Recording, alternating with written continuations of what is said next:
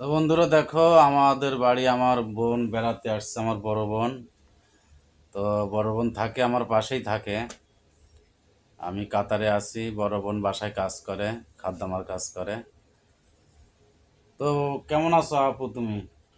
ভালো একটু জোরে বলো, সবাই শুনতে পাচ্ছে না। ভালো আছি। আহ, তাই যেখানে কাজ করে সেখানে সবাই কবিল টবিল ভালো তো? আলহামদুলিল্লাহ। আহ, তো যাই হোক বন্ধুরা, আসলে আমার এই বোনটি অনেক দিন ধরে কাতারে আছে, কাজ করে। আজকে আসলাম আমার বাসায়, আমার জন্য একটা পাগড়ি নিয়ে আসছে। আর রান্না বান্না করবো এখন আপুর জন্যে।